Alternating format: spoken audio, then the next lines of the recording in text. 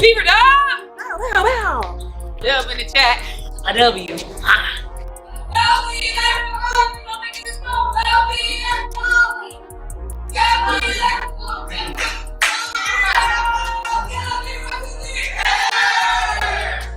The Indiana Fever just pulled off the unthinkable.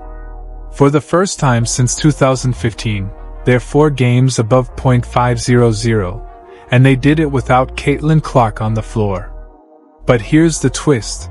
Instead of crumbling without their superstar, they just shattered 4 franchise records in one explosive game against Paige Bueckers and the Dallas Wings.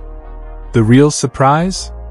2 players who weren't even on the roster at the start of the season became the breakout stars. Ari McDonald and Chloe BBY stepped up, while veterans like Kelsey Mitchell, Aaliyah Boston, and Natasha Howard delivered one of the most dominant performances in team history. So what were those 4 records? Stick around. You won't believe how this team rewrote the books. If you ride with the Fever, smash that like button and comment. I've got the Fever. The 100 win over Phoenix. Stephanie White called that a big win. They were outstanding. Mitchell, Come on. The former Dallas Wing, Natasha Howard. Nobody was looking for this. We think Kelsey Mitchell's going to shoot, but that is the play to make right there.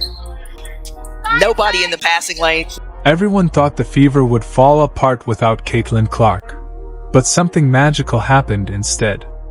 August 1st, Clark was sidelined for the 6th straight game, still nursing that groin injury from July 15th. No return date in sight. Meanwhile, the Dallas Wings booked American Airlines Arena, Mavericks territory, for a marquee showdown.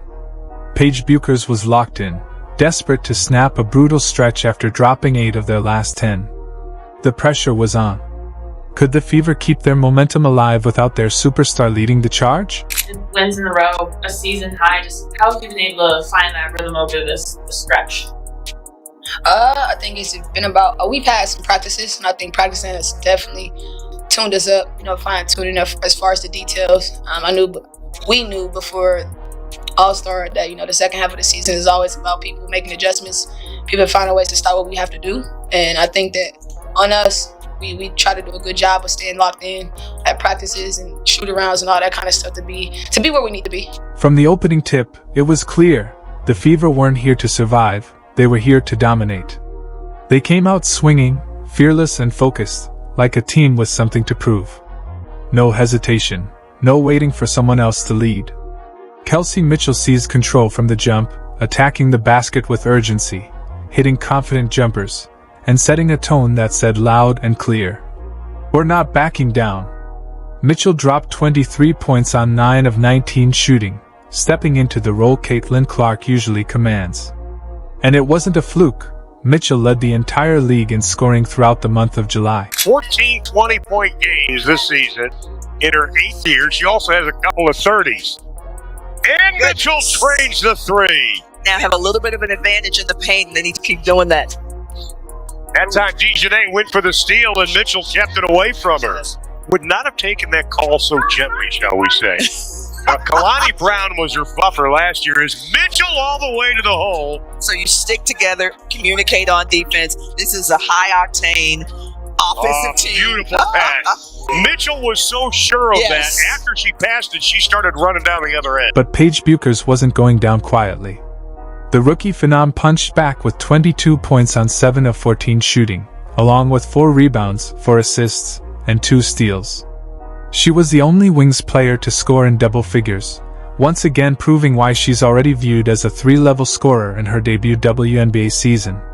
The game quickly turned into a thrilling back-and-forth showdown. But then things took a controversial turn. The free throw disparity raised eyebrows. Dallas shot 25 free throws, while Indiana only got 13. Nearly double. Fans immediately flooded social media, accusing the refs of bias and Bueckers of flopping to bait calls. Even Wings head coach Chris Clains voiced his frustration with the officiating crew during his post-game comments. Game clock almost the same. Carrington, the spin move! No foul call. The real meltdown came from DeJane Carrington. The reigning most improved player had a night to forget, just 4 points and 5 turnovers. Her lowlight? A wild, off-target shot in the final minute of the third quarter that left fans stunned. Her struggles weren't just noticeable. They played a major role in Dallas unraveling down the stretch. Go to the basket here, but you got to go up strong right there. Don't shy away from the defense because they will get out in transition. And Kelsey Mitchell doing what she does. Indiana up in Dallas. When the final buzzer sounded, the scoreboard read 88-78, Indiana on top. The Fever proved they're far more than Caitlin Clark and a supporting cast. They showed they can win the games they're expected to win, just like head coach Stephanie White emphasized in her post-game remarks. This was a statement, not just a win.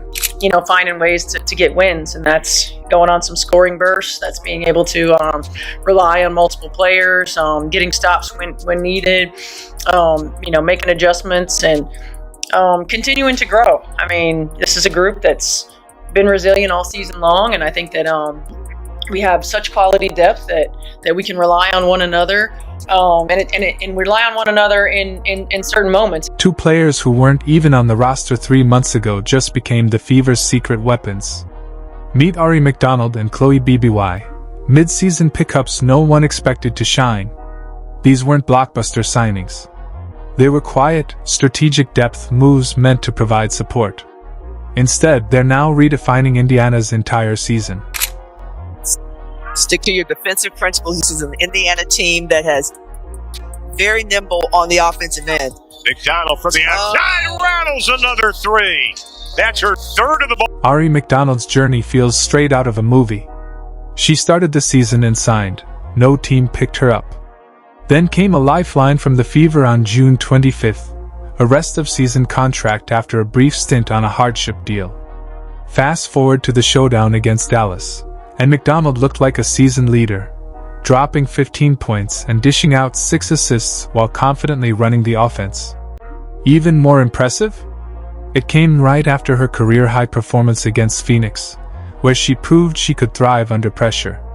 She's no longer a backup plan. She's becoming a difference maker.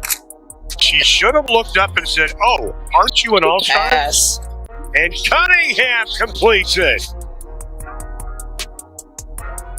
That's what Indiana does better than anybody in the WNBA. What made Ari McDonald stand out that night was her pure point guard instinct. She knew exactly when to push the tempo, when to slow it down, and how to get everyone involved. Coach Stephanie White praised her for having a true point guard's mindset and a deep understanding of her impact. Kelsey Mitchell called her a blessing in disguise for stepping up as a leader when the team needed it most. Yeah, I mean, I think the biggest thing with Ari is that she's dependable. And she's dependable not always for production, but she understands the impact that she can make in the game. And she understands how to do it, starting it on the defensive end, pushing pace, dictating tempo, getting to the rim, creating shots for her teammates, all of those things. And she's got an incredible awareness. And so she understands when she's hot, and she understands when somebody else is hot and how to get them the ball.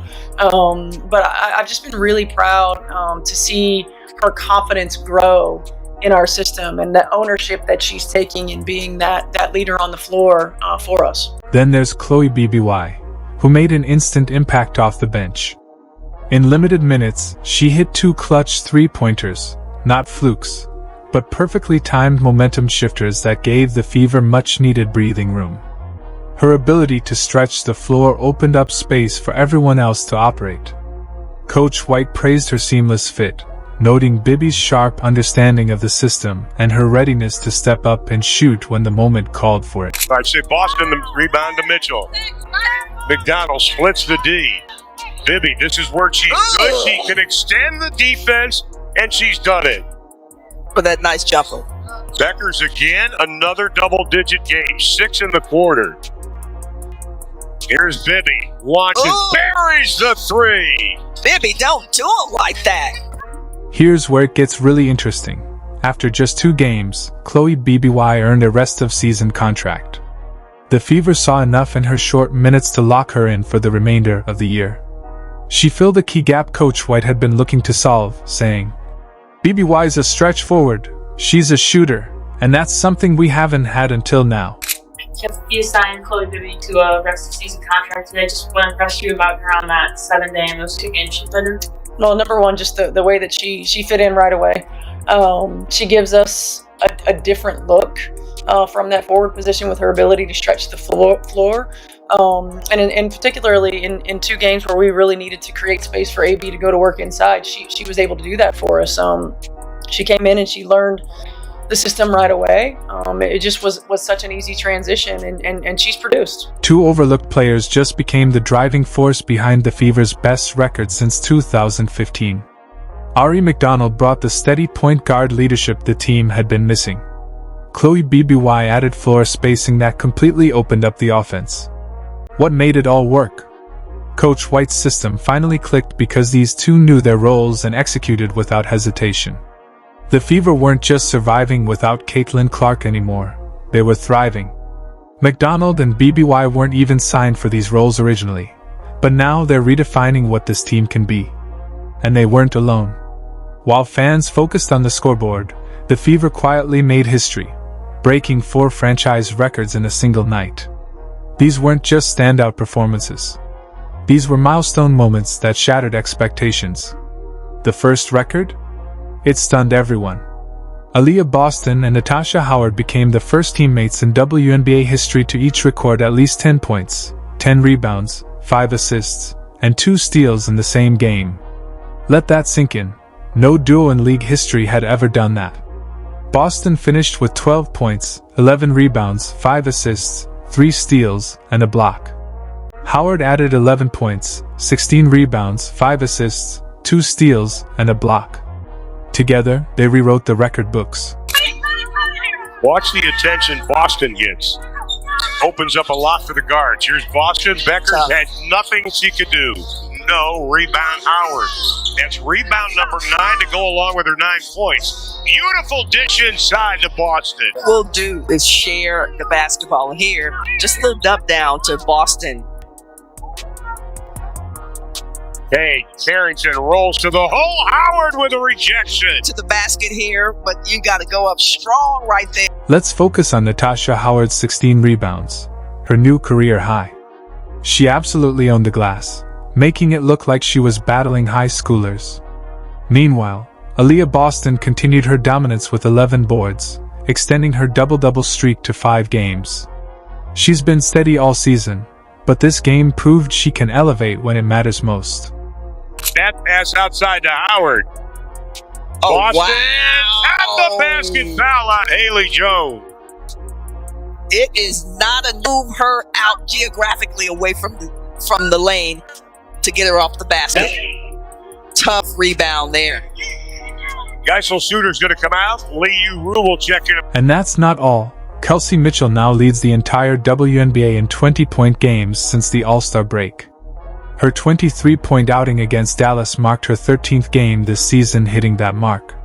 Through ups and downs, Mitchell has been the steady scoring engine that keeps the Fever's offense rolling no matter what. The 100 win over Phoenix. Stephanie White called that a big win. They were outstanding. Mitchell, Come on. The former Dallas wing, Natasha Howard. Nobody was looking for this. We think Kelsey Mitchell's going to shoot, but that is the play to make right there. Nobody in the passing lane. Here's where it gets even more impressive. Chloe Bibby made franchise history by hitting multiple three-pointers in each of her first 3 games with the Fever. Those 2 shots against Dallas weren't just momentum boosters. They were record-breaking. No player in Fever history had ever started their tenure by hitting multiple threes in their first 3 appearances. And the 4th record? That belongs to Ari McDonald. She became the 3rd fastest player in franchise history to reach 150 points and 50 assists. The only names ahead of her? Caitlin Clark and Tamika Catchings. That's elite company for someone who wasn't even on the roster 3 months ago. McDonald's ability to both score and facilitate has been vital in stabilizing the Fever's offense and filling the void at point guard. For us, when we get a chance to really put ourselves in a position to, win games, we got to win them. I think any competitor knows that when we say win them, win them. And I think we took some time off. We had a little drop off today, and I think that's what she's talking about. It was inconsistent. I think we could have been a little bit better. 4 records in one night made it clear this wasn't luck. It was a team discovering its identity and proving what's possible when everyone steps up. Boston and Howard delivered frontcourt dominance the Fever hadn't seen before. Mitchell remained the steady scoring threat. BBY stretched the floor instantly. McDonald ran the offense like a seasoned pro. But the real fireworks didn't start until after the final buzzer. Obviously, Ari, you only joined this team mid-season, officially on a full contract now. Congratulations. But just the impact that Ari has had overall, how do you feel like it? Oh, it's unbelievable. This is our blessing in disguise. We always tell her that we appreciate her seriously. Kelsey Mitchell's post-game comments carried more weight than they seemed. The locker room was electric after the Fever's historic win, with players still riding high from shattering 4 records in a single night. Stepping up to the mic, Mitchell spoke with calm confidence, but her words had a deeper layer. She praised her teammates for stepping up, especially in the absence of key players, and pointedly spotlighted Ari McDonald's impact, calling her our blessing in disguise. On the surface, it sounded like a simple compliment. But given the context of recent roster changes and Clark's absence, that phrase struck a deeper chord, hinting at a quiet shift happening within the Fever's core. Our season was all over the place, obviously, with, the people that was on the team, the people that wasn't on the team, injury, Tutu not being around as much with her injuries, and just, it takes a lot for a pro to step up and, be where her feet is and step and fill in shoes that, not a lot of people expect. And I think for Ari, she compliments myself and all the other players so well because she just gets it as far as knowing where people are, knowing the chemistry. And I think for us to her, we have to make sure that we keep patting her on the back because this is a big position to fill. And I think that she's doing it unbelievably well. So shout out to you, Ed. Here's where things got even more revealing. Kelsey Mitchell's comment about Ari McDonald being a blessing in disguise wasn't just praise.